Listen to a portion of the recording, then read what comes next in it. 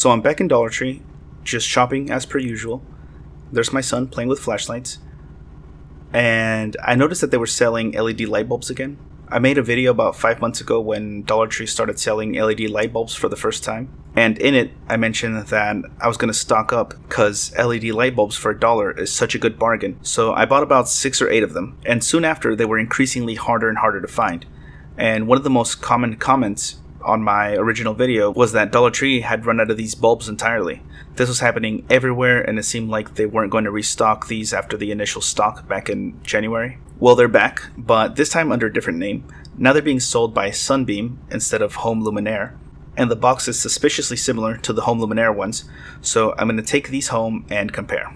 Also, I found some fidget spinners in this same trip, which I'll talk more about later. Okay, so now that I have them home, we can compare the two. These are the old ones and these are the new ones. The packaging looks identical. The only difference being the company logos, but other than that, they show exactly the same information. Warm light, LED, 60 watt equivalent, 9 watt actual, 22.8 year lifespan, 800 lumens, $1.08 per year.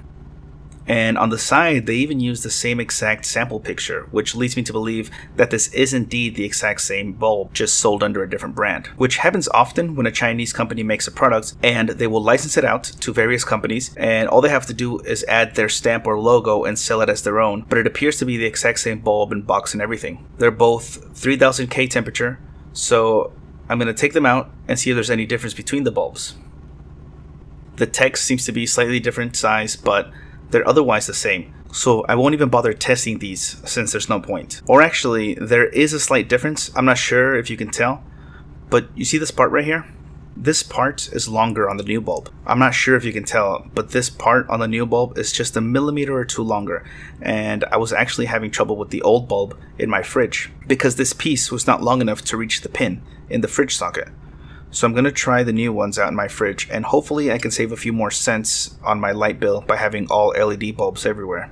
And in case you're wondering, these bulbs can handle the low temperatures of a fridge and the high temperatures of a range hood above a stove. And lastly, on the same day, I actually found these fidget spinners at Dollar Tree, obviously for only $1, and I have not been able to find them anywhere for less than $2, which isn't a lot, but of course $1 is even better. But generally they go for $3 to $5. But of course the popularity and technology is advancing to where they're made cheaper and can be sold for less and less. And now they've added LEDs and speakers to try to keep them higher in price. They're very similar to flat screen TVs in this regard, in that before they cost over $1,000, but they became cheaper and cheaper to make, so in order to keep the price above $1,000, they kept having to advance the technology. So first it was 720p, then they came out with 1080p TVs. Then the new advancement was LED TV instead of LCD. Then smart TVs, and then 3D TVs. Now it's 4K, and then who knows what's next, maybe 8K.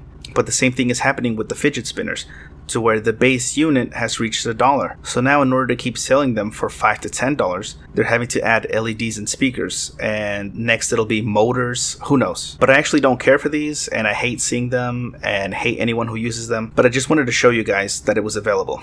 And that's it. Thanks for watching.